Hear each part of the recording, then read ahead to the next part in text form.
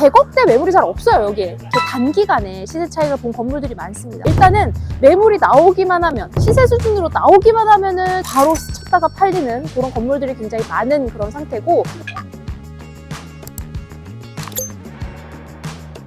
안녕하세요, 차밀입니다. 오늘 이제 3월달 들어서 날씨도 굉장히 따뜻해지고 오늘 오전에 또 계약도 진행하고 매수 미팅도 굉장히 바쁜 와중에 제가 지금 나온 곳은 바로 신사역 앞에 나왔습니다.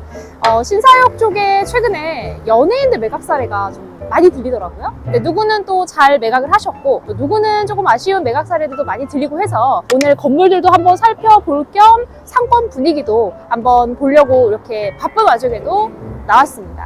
가로수길, 세로수길, 그리고 나로수길, 다로수길까지 한번 분위기 보면서 저와 함께 건물 구경 한번 해보시죠. 같이 가시죠. 사람 너무 많다. 가시죠.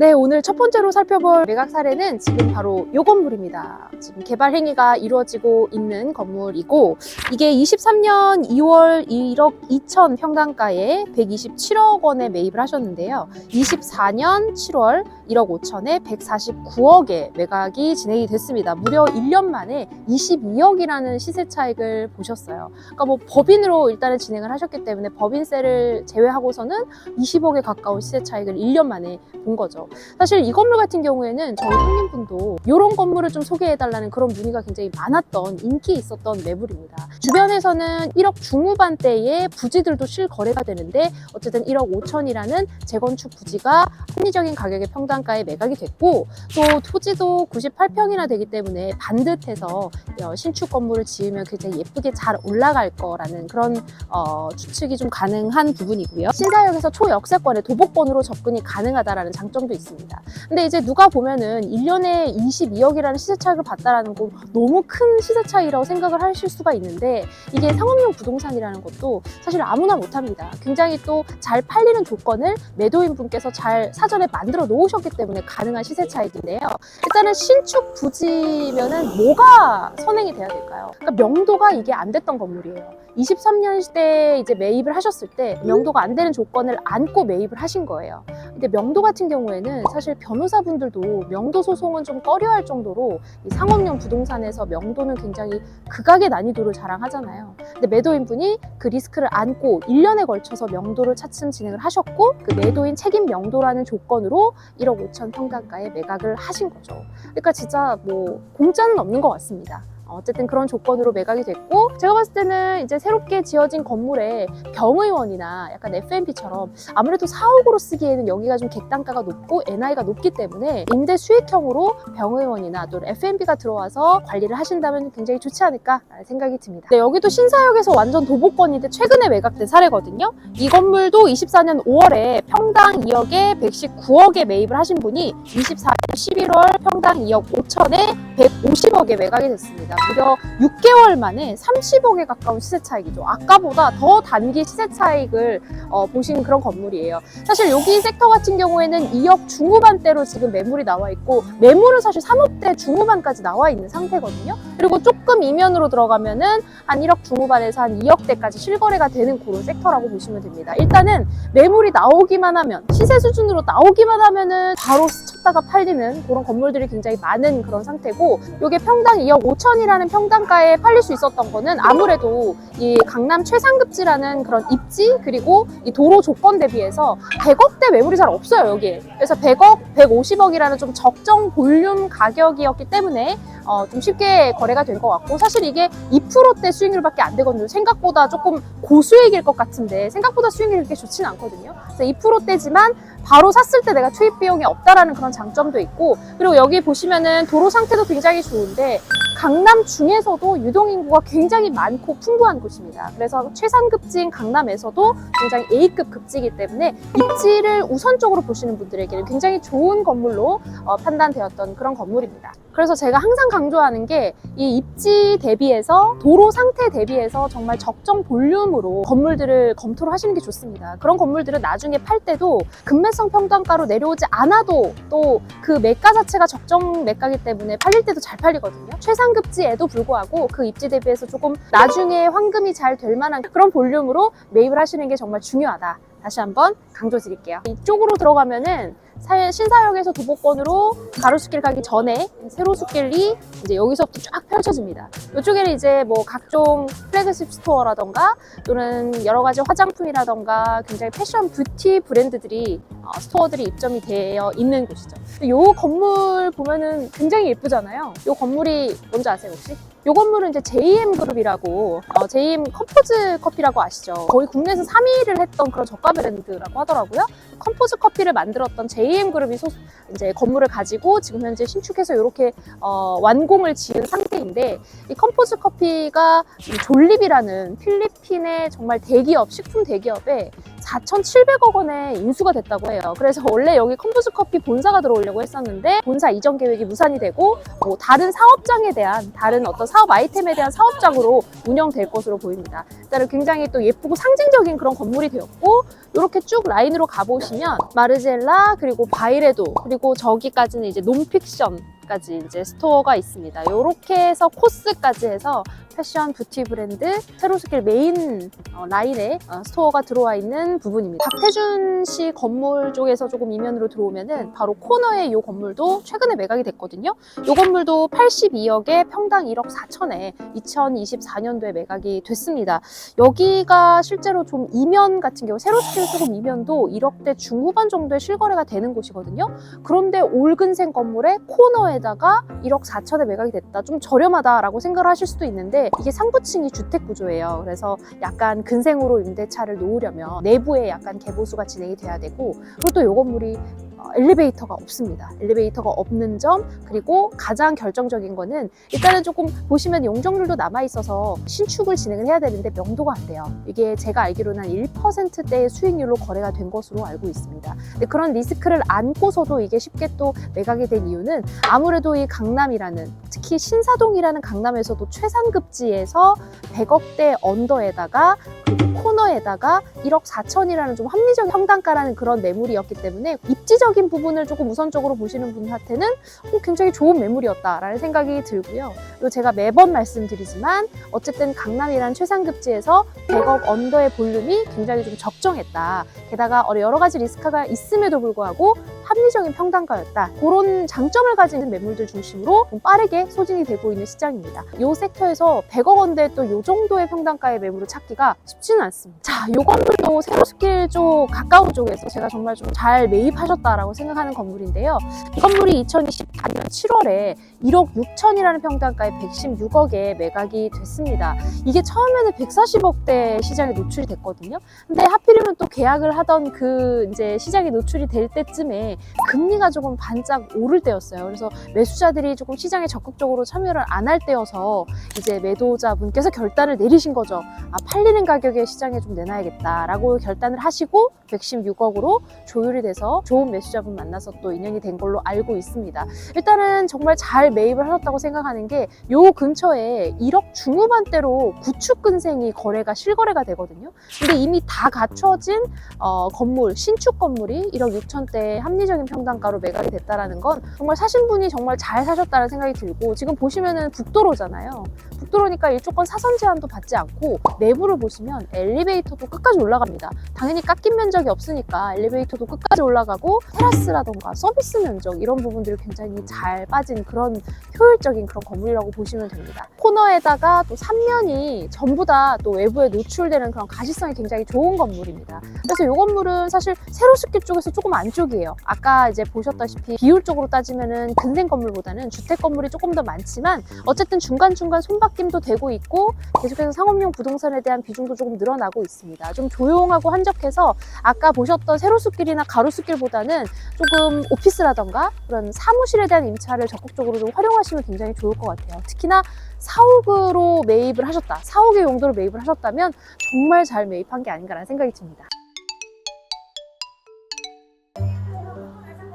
네, 여기는 이제 가로수길에 와 있습니다. 가로수길 여기 지금 대표적으로 또 애플이 있죠. 애플 지금 보니까 물론 시간대가 그래서 그런지 약간 직원 수가 손님보다 더 많은 것 같다는 생각이 듭니다. 보시면은 여기 가로수길 지금 공실이 굉장히 많습니다. 이 애플이 2018년도에 20년치 임대료를 다 주고 들어왔잖아요. 600억을 다 주고 들어오는 바람에 그때 이제 우후죽순으로 임대료가 너무 많이 올라버렸습니다. 대형 스파 브랜드라던가 아니면 대형 프랜차이즈들만 그 임대료를 감당할 수 있었던 거죠. 그래서 대형 브랜드들도 그거를 합리적이지 못하니까 견디지 못하고 지금 다 공실로 비워둔 상태입니다. 옛날에는 여기 왜 리테일 조그만 샵들이 굉장히 많아서 사실 구경할 거리들이 굉장히 많았거든? 근데 지금 그 임대료를 감당할 수 있는 업체는 아마 국내에서 굉장히 좀 제한적일 수밖에 없다는 생각이 듭니다. 안타깝게도 지금 공실이 굉장히 많고 애플 옆에 12평짜리 조그만 임대 공간이 있었거든요. 근데 거기가 이 NI 평당가가 125만 원이더라고요. 1년에 1,500만 원입니다. 월세가. 그리고 맞은편에 지하 1층부터 2층까지 통임대 구하는 게 있었거든? 그거는 월세가 1억. NI가 60에서 70만 원 가까이 됩니다. 그러니까 너무 가격이 이제 비싸다 보니까 그걸 감당할 수 있는 업체가 사실 너무 제한적이라는 거죠. 가로수길에는 제가 매각 사례를 보여드리고 싶어도 몇 개 없습니다. 몇 개 없는 그거 하나 보러 가시죠. 요 건물입니다. 요 건물이 이제 강호동시, 사실 뭐 매체나 또 SNS에서 많이 보셨을 텐데 이 강호동시가 2018년도에 평당 2.2억 4천에 141억에 매입을 하셨고 2024년 평당 2억 8,600에 166억 원에 매각이 최종됐습니다. 근데 이게 6년간의 25년의 시세 차익이잖아요. 25년이면 시세 차익 큰 거 아니야? 라고 하실 수도 있는데 좀 상대적인 것 같아요. 이 강남이라는 우리나라 최상급지 신사동 안에서 사실 같은 시기 2018년도에 드라마 더글로리 도깨비를 쓰셨던 김은숙 작가님은 2024년에 똑같이 건물을 매각을 하셨는데 6년 만에 129억 원의 시세 차익을 보셨거든요. 1년에 거의 20억 정도 해당하는 시세 차익이죠. 그러니까 이게 누구는 뭐 25억이 많다라고 할 수 있지만 이 입지 안에서의 어떤 비교를 해보자면은 조금 아쉬운 시세 차익이 아닌가라는 생각이 듭니다. 그리고 뭐 세금이라던가 여러 가지 부대 비용을 제외하면은 실제로 8억 정도의 시세 차익이 남는 것으로 추정이 되고 있습니다. 과거에는 메트로시티가 전체 통임차로 건물을 썼거든요. 근데 지금 현재는 전체 공실로 비어 있는 상황입니다. 그리고 바로 맞은편에 또 저기도 매각이 됐었거든요. 여기 이제 강호동시 매각사례 바로 맞은편에 조금 안쪽으로 들어오면은 요 부지도 실제로 거래가 됐습니다. 이 부지가 23년 9월 평당 1억 1천에 105억에 매입을 하신 분이 24년 2월 달에 이제 등기가 넘어갔거든요. 다른 분으로 소유권 이전이 됐는데 이전되고 또 바로 5개월 후에 24년 7월에 1억 3천대로 122억 5천만 원을 다시 재매각이 된 사례라고 보시면 돼요. 그리고 지금 현재 이렇게 철거가 되고 아마 신축이 진행되지 않을까라는 생각이 듭니다.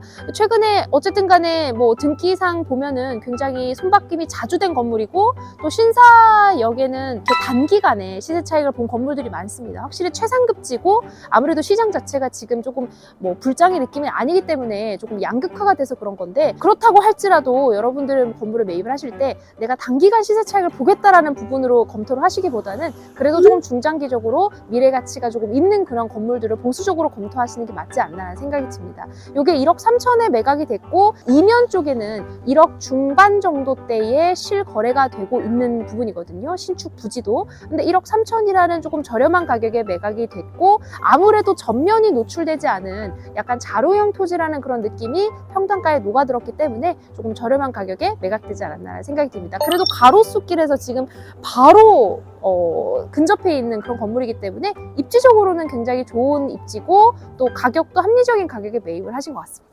가로수길 그 라인 자체에 평당 임대료가 너무 비싸 버리니까 당연히 세로수길이나 나로수길, 다로수길 쪽으로 이제 임차인들이 밀려 들어가는 거죠. 세로수길이나 나로수길 같은 경우에는 지금 평당 임대료가 1층 같은 경우에는 그래도 한 20만 원에서 30만 원. 물론 입지마다 조금 차이가 있을 수 있고 유동인구가 많은 곳과 적은 곳이 좀 차이가 있지만 20만 원에서 30만 원 정도 보시면 되고 그리고 상부층 같은 경우에는 10만 원대 맞춰지거든요. 어느 정도는 합리적이죠. 강남 치고는 세로수길이라는 또 새로운 상권이 조금 부흥을 한 게 아닌가라는 생각이 들고 그리고 가로수길에 특별 가로구역으로 지정된 거 아시죠? 가로수길 라인에 있는 건물들은 일조권 사선 제한 이제 규제 없이 이제 건물을 올릴 수가 있거든요.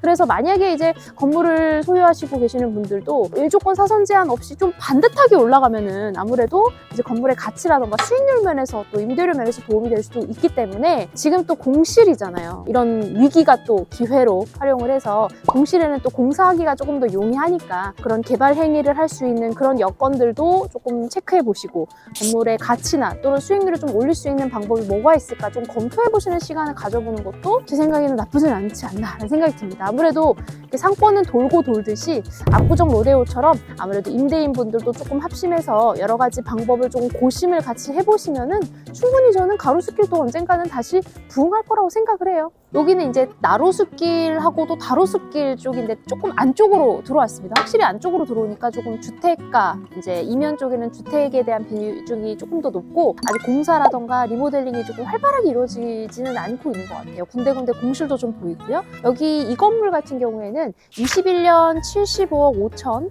평당가 1억 1천에 매입을 해서 신축을 진행을 하셨어요. 24년 8월 1억 6천 평당가에 110억에 매각이 되었습니다. 3년간 34억 5천만 원이라는 시세차익을 보시긴 하셨는데 신축 비용을 포함하면 사실 매입하신 분이 굉장히 잘 산 게 아닌가라는 생각이 듭니다. 이 건물도 여기 보시면 썬큰도 되게 잘 되어 있고 그리고 또 양면 도로거든요. 양쪽이 다 도로를 접해 있어요. 그리고 보시면 뒤쪽에서도 보시면은 이게 후면 쪽에도 창을 냈어요. 앞에도 창을 내고 전면부, 후면부 모두 창을 내고 썬큰도 잘 돼 있기 때문에 좀 신축 비용 자체는 조금 많이 들이셨을 것 같은데 매각 가격은 그래도 조금 합리적으로 매수인 분께는 굉장히 합리적으로 매각이 되었습니다. 아까 그 건물에서 조금 더 이제 안쪽으로 들어오면 이제 이 건물 차태현 씨가 매입을 하신 건물인데 지금 현재는 이렇게 펜스가 쳐져 있고 개발 행위 중인 것으로 보입니다. 이게 이제 2024년 5월에 매각이 됐죠.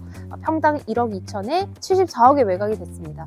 굉장히 합리적인 가격이거든요. 사실 신축 부지도 1억 중반 정도의 거래가 되는 이제 그런 섹터인데 이게 지금 신축 부지가 1억 2천에 거래가 됐다라는 건 굉장히 합리적인 가격이었다고 굉장히 말들이 많았습니다. 여기는 물론 주택 비중이 조금 높긴 한데 그래도 약간씩 근생으로 이제 손바뀜이 되고 있는 상태고 어느 정도 사옥이라던가 또는 오피스를 목적으로 하시는 분들이 직접 들어와서 사용하기도 좋아요.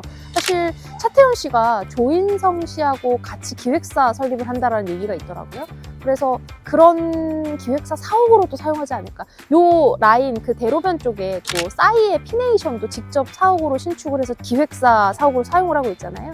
그런 것처럼 요 라인 자체에 그런 목적으로 차태현 씨가 혹시 매입을 하는 게 아닐까. 요 건물도 아시겠지만 2020년도에 8천만 원대 평당가로 슈퍼주니어 이특 씨가 매입을 했습니다. 매입을 해서 신축을 진행을 하셨고 이렇게 영업유치원이 통임대로 들어와 있거든요. 근데 요 건물이 8천만 원대에 매입을 하셨으니까 실거래 가격을 기준으로 봤을 때도 거의 1.5배가 오르지 않았나라는 생각이 듭니다. 근데 그때 슈퍼주니어 이특 씨가 요 건물을 60억에 사셨으니까 지금은 그래도 좋게 한 120억 정도는 가지 않았을까라는 생각이 듭니다. 네, 오늘 이렇게 신사동의 가로수길부터 세로수길, 나로수길 분위기를 좀 살펴봤습니다. 실제로 매각된 건물 사례도 봤고 특징들이 진짜 입지가 굉장히 좋으면 아무래도 그냥 시세 수준에서 거래가 되는 건물들이 많았고 유동인구가 많은 곳은 아무래도 강남 최상급지다 보니까 그냥 시세대로 매각이 되는 경우고 그리고 약간 명도 조건이라던가 조금 임차 조건이라던가 이런 부분들이 조금 이제 부족한 부분이 리스크가 있다라고 하면은 좀 급매성 평당가에 거래가 되는 건물들이 많았습니다. 그리고 일단은 요즘 손님분들은 또 신축되거나 이미 갖춰진 건물들을 굉장히 좋아하기 때문에 신축 건물들이 좀 급매로 나온 건물이 있으면 좋은 조건에 거래가 되는 건물들이 많았습니다. 이렇게 신사동에 있는 매각사를 살펴봤고요. 또 다음에도 여러분들이 궁금해하시는 그런 상권 직접 찾아가서 건물들 보여드리고 상권 이야기도 한번 해보겠습니다. 혹시 빌딩 매입과 관련된 또 궁금하신 부분이 있거나 도움이 필요하시면 더보기에 제가 매입 신청을 하실 수 있는 폼을 또 달아놓거든요. 여러분들 많이 신청해 주시면 제가 빠른 시일 내에 전화드리고 도움드릴 수 있도록 하겠습니다. 그러면은 좋아요와 구독, 댓글도 많이 부탁드리고요. 또 다음에 뵐게요. 안녕.